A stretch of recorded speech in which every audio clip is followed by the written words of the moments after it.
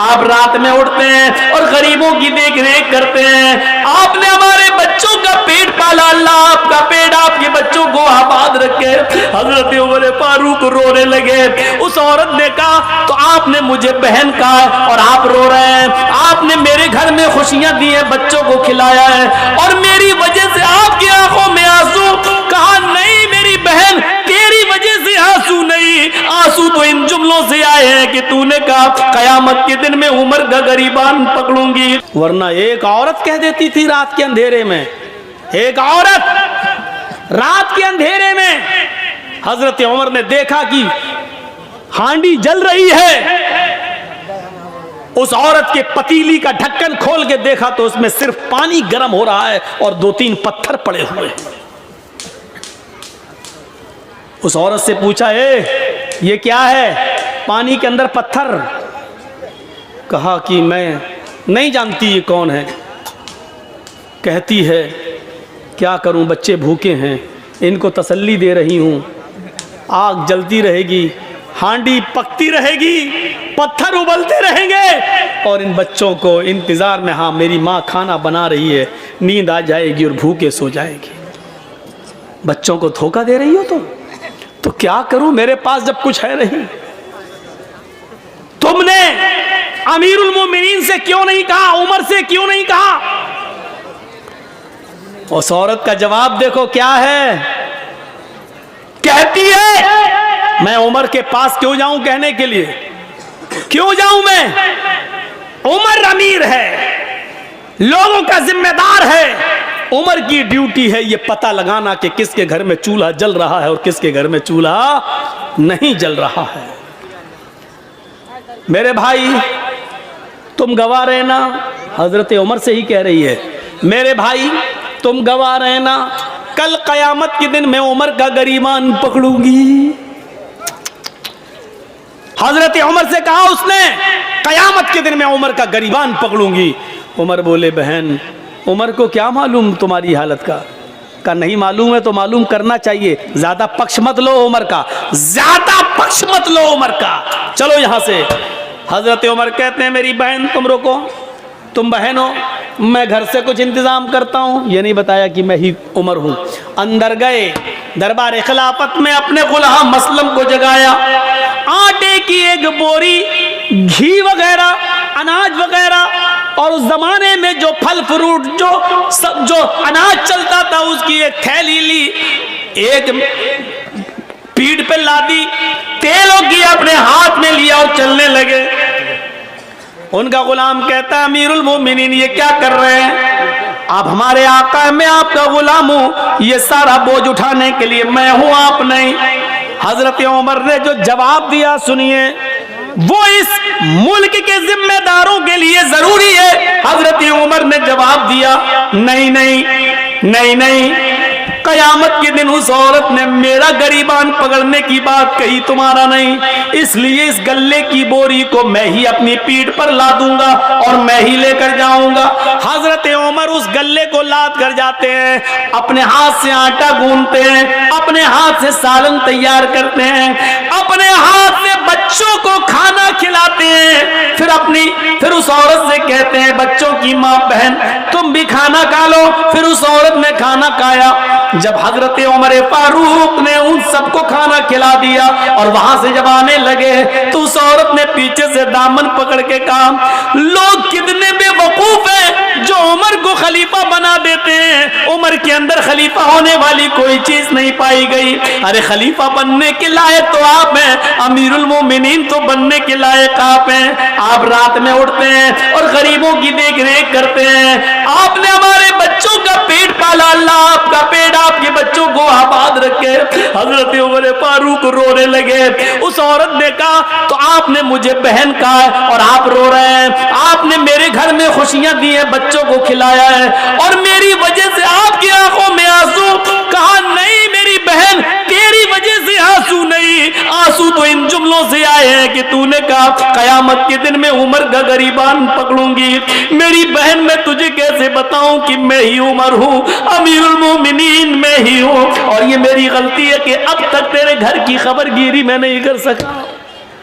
मेरी बहन, कयामत के दिन अब मेरा गरीबान मत पकड़ना। मेरी बहन, अल्लाह के दरबार में इतनी गवाही दे देना कि मेरा एक जुमला जब सुना तो इसने मेरे बच्चों को खिला दिया था और अपनी जिम्मेदारी पूरी की। क्या जिम्मेदार देखिए कैसा था, वो अपनी जिम्मेदारी को समझता था। हम अपनी जिम्मेदारी नहीं समझते हैं, अपना हो या पराया, हर एक की खिदमत करना ये इस्लाम कहलाता है। यही इस्लाम का दर्स है, यही इस्लाम है, इसी इंसानियत का नाम इस्लाम है। हम भूल जाते हैं, हम फरामोश कर देते हैं। 4 साल हो जाते हैं हजरत उमर फारूक को। 10 साल तो खिलाफत की है, 10 साल में 4 साल ऐसे गुजरे कि रात के अंधेरे में रोजाना एक घर में जाते। एक सहाबी है हजरत तुफैल दौसी, कबीले दौस से उनका ताल्लुक। उनको शक होता है कि उमर ये रात को रोजाना कहां जाते हैं। पूछ पूछ के थक गए, लेकिन हजरत उमर ने नहीं बताया कि मैं रात को कहां जाता हूं। एक दिन तुफैल दौसी को तजस्सुस सूझ गया, देखें कहां जाता है उमर। रात की तारीकी में, रात के अंधेरे में जासूसी करने लगे। हजरत उमर आगे आगे जा रहे हैं, तुफैल दौसी पीछे पीछे पेड़ से छुप छुप के कि उमर मुझे देख न लें। हजरत उमर दाएं बाएं देख रहे हैं, लेकिन इनको पीछे का कोई आदमी दिखाई नहीं दे रहा है। चल दिए 4-5 मील दूर एक बियाबान आबादी में, आज बियाबान जगह आ जाते हैं। 5-6 झोपड़ियों के अलावा वहां कुछ नहीं है। एक झोपड़ी में चिराग जल रहा था। हजरत उमर फारूक ने दाएं बाएं देखा कि मुझे कोई नहीं देख रहा, उस झोपड़ी के अंदर घुस जाते हैं। तो तुफैल दौसी को शक हो गया कि उमर इतनी रात में इस झोपड़ी में क्या करने गया। इंसान की फितरत है, रात के अंधेरे में आप भी अगर दाएं बाएं देखें और कोई ना आपको देख रहा हो, चुपके से आप किसी घर में घुस जाएं, वो भी रात के अंधेरे में, तो मेरे दिल में तो तरह तरह के ख्यालात उठेंगे ही कि आप क्यों गए, इतनी रात में क्यों जा रहे हैं। तो तुफैल दौसी कहते हैं कि मैं उमर के निकलने का इंतजार करने लगा कि इतनी रात में उमर इस घर में क्या करता है और रोजाना आता है क्या करता है। काफी देर के बाद उस झोंपड़ी से जब हजरत उमर निकले और सीधे चले गए, तो तुफैल दौसी ने कहा जा रहे हैं जाने दो, मैं इस झोंपड़ी में जाके देखूं कि इसमें क्या है। हजरत तुफैल जब उस झोंपड़ी में घुसते हैं तो क्या देखते हैं कि कोने में चिराग जल रहा है।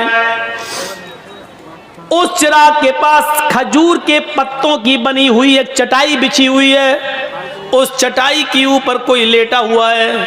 करीब गए तो पता चलता है कि एक औरत है, और करीब जाते हैं तो पता चलता है कि वो बूढ़ी औरत है।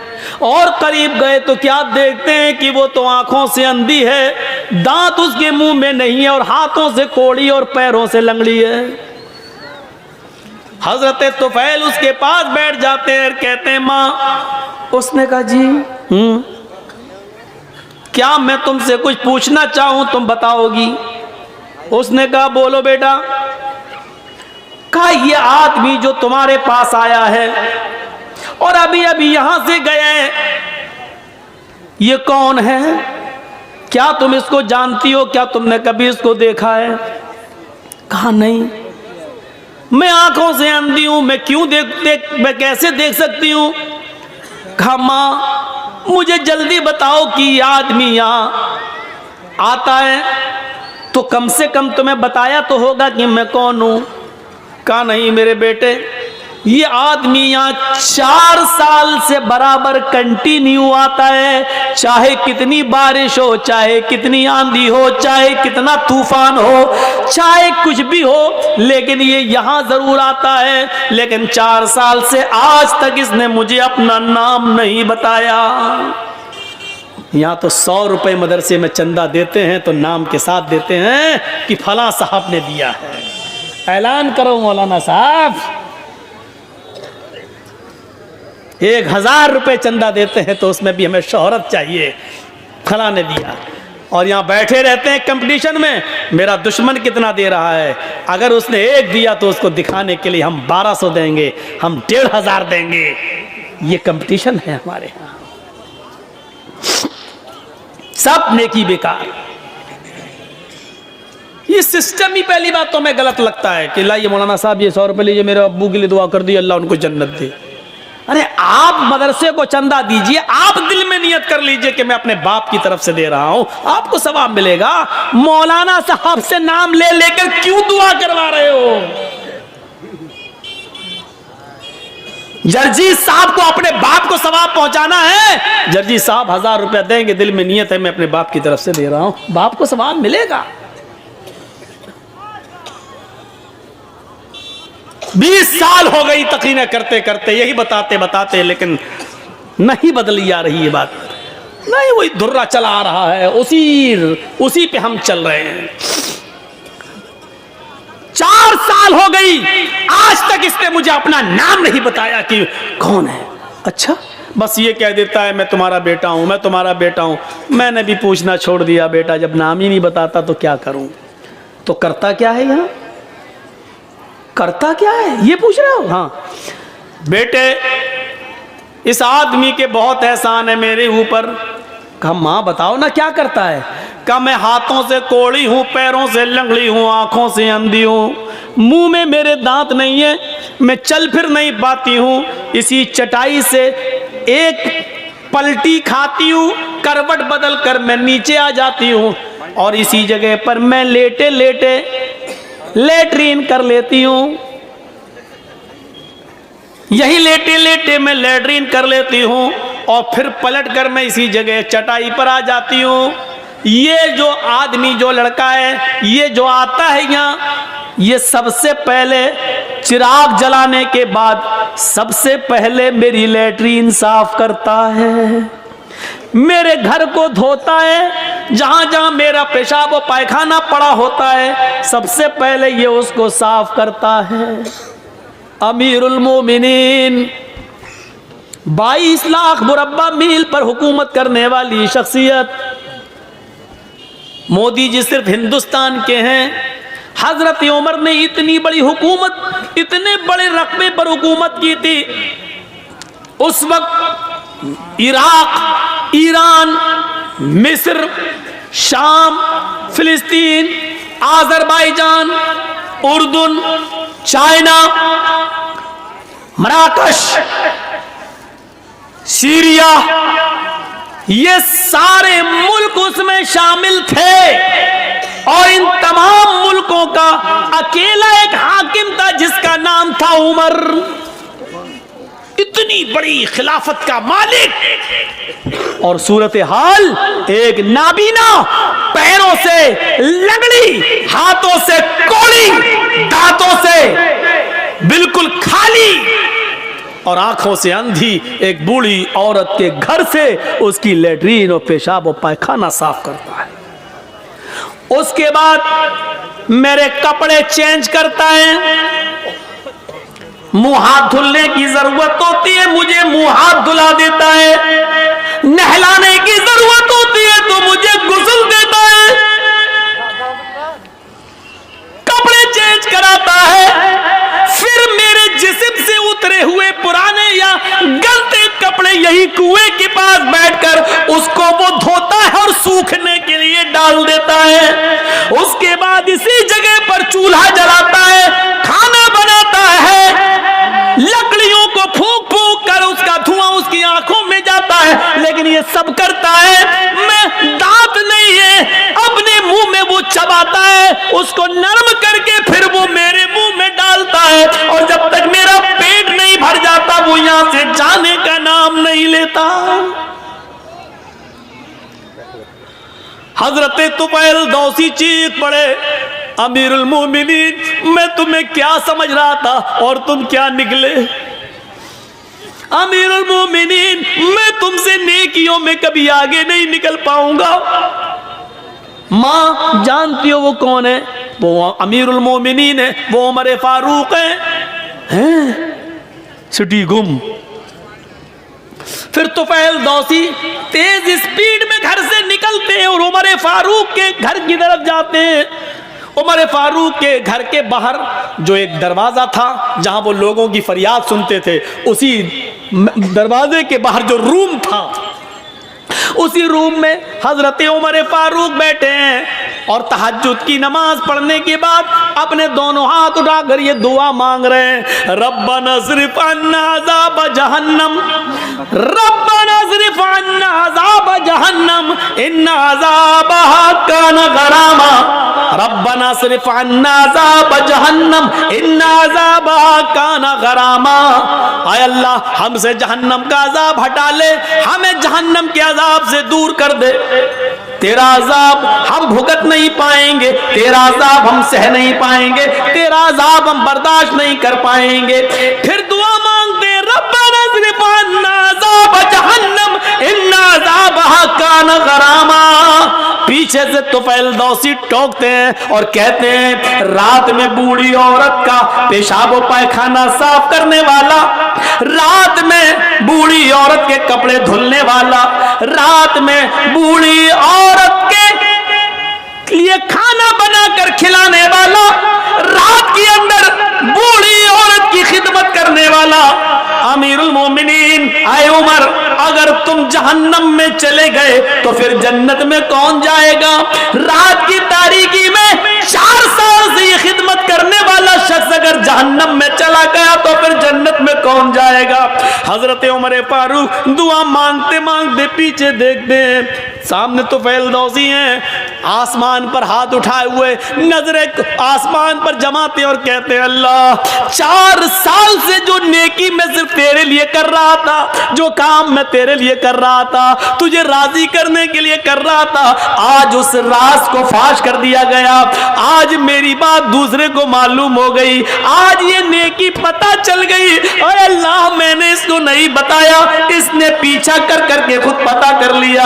अल्लाह मेरे इस नेक अमल को रिया नमूद में न लिख लेना, तकब्बुर में न लिख लेना, घमंड के अंदर मेरे इस नेकी को मत लिख लेना, मैंने नहीं दिखाया, मैंने नहीं बताया। ये कौन सी इंसानियत थी?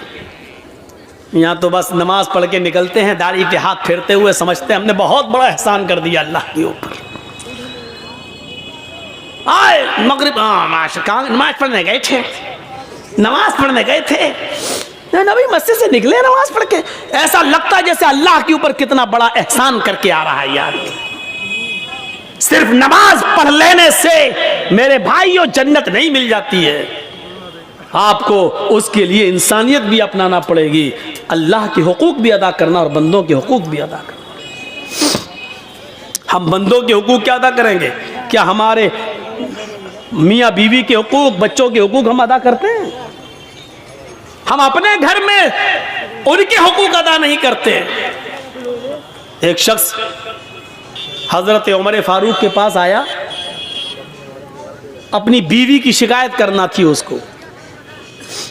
तो हजरत उमर फारूक के बाहर वाले कमरे में वो बैठ गया, देखा कि अंदर से आवाज आ रही है, उसने कान लगाया तो क्या देख रहा है, क्या सुन रहा है? उमर फारूक की बीवी उमर को डांट रही हैं, हाँ तुम तो चले जाते हो, सुबह से शाम तक आते नहीं हो, पकने का पता नहीं है, खाने की फिक्र नहीं है, बच्चों की फिक्र नहीं है, तुम्हें क्या खलीफा बने बैठे हो? बहुत कुछ सुना डाली। हजरत उमर फारूक नीचे गर्दन डाल के सुन रहे हैं। तसव्वुर करो, उमर सुन रहे हैं, उमर सुनने वाले आदमी हैं, लेकिन बीवी की सुन रहे हैं। अब निकलते हैं बाहर तो क्या देखते हैं कि एक आदमी उनके घर से बाहर जा रहा है दरवाजे से, ये जरूरत के लिए आया था। हजरत उमर ने उसको आवाज दी, इधर इधर इधर। वो आया, जी जी जी तुम हमारे पास आए थे? जी। फिर जा क्यों रहे हो? कुछ जरूरत थी? कि हाँ जरूरत तो थी, आया तो काम से था, लेकिन वो काम आपके बस का नहीं है, मैं जा रहा हूँ। का क्या मतलब? का नहीं नहीं वो आप दूरी नहीं कर पाएंगे इसलिए मैं जा रहा हूँ। अरे काम बताया है नहीं तूने, और कह रहा कि दूर नहीं कर पाएंगे। अरे काम तो बता पहले क्या है। कहने लगा, अमीरुल मोमिनीन मैं अपनी बीवी की शिकायत लेकर आया था कि मेरी बीवी हमें डांटती रहती है, फटकारती रहती है, हमारी सुनती नहीं है। आया था शिकायत लेकर, लेकिन यहां आने के बाद देखा कि आप तो खुद उस बीमारी में मुब्तला हैं, आपकी बीवी खुद आपको डांट रही है, तो आप मेरी क्या दूर करेंगे? आप अपनी नहीं कर पा रहे हैं। हजरत उमर ने कहा बैठो, बैठ गए। कहा ये बताओ शादी के बाद जो बच्चा पैदा होता है वो बच्चा किसका है? कहा बाप का। कहा बच्चे को दूध पिलाने की जिम्मेदारी किसकी है? कहा बाप की। कि अगर औरत दूध पिलाने का पैसा मांग ले शौहर से कि मैं आपके बच्चे को दूध पिलाऊंगी लेकिन आपसे इतना पैसा लगेगा, तो आपको देना पड़ेगा। कहाँ बच्चा किसका होता है? कि बाप का। पेशाब और पैखाना उस बच्चे का धोना किसकी जिम्मेदारी है? कि बाप की। कहा कि हमारी बीवी हमारे बच्चे को धुलाती है, नहलाती है, दूध पिलाती है, इतना अल्लाह ताला ने उसके दिल में रहम डाल दिया है, और खाना पकाना भी औरत की जिम्मेदारी नहीं है, लेकिन वो हमारे लिए खाना भी बना देती है। कहने लगा खाना बनाना औरत की जिम्मेदारी नहीं है? कहा नहीं, नान नफका मर्द के जिम्मे है। आपका निकाह हुआ होगा तो काजी साहब ने निकाह पढ़ाया होगा तो उसमें कहा होगा फला फला लड़की के साथ, फला फला की बेटी के साथ इतने इतने रुपए मेहर, या ये मेहर के इवज अलावा नान नफका, अलावा नान नफका आपका निकाह किया जा रहा है कि आपने कबूल किया। मान लीजिए किसी लड़की का नाम जैनब है और उसके बाप का नाम इदरीस है, तो आप निकाह जब पढ़ाएंगे तीनों आयतें पढ़ने के बाद ये कहा जाएगा कि आए यूसुफ साहब, आए असलम साहब, आए जमील साहब, जैनब बिनते इदरीस, इदरीस की बेटी जैनब के साथ आपका निकाह 5,000 रुपए मेहर के एवज या 2 तोले सोने के एवज आपका निकाह किया जा रहा है, अलावा नान या 5,000 रुपए मेहर के एवज सिक्का राइजुल वक्त अलावा नान नफका आपके निकाह में दिया जा रहा है। क्या आपने कबूल किया?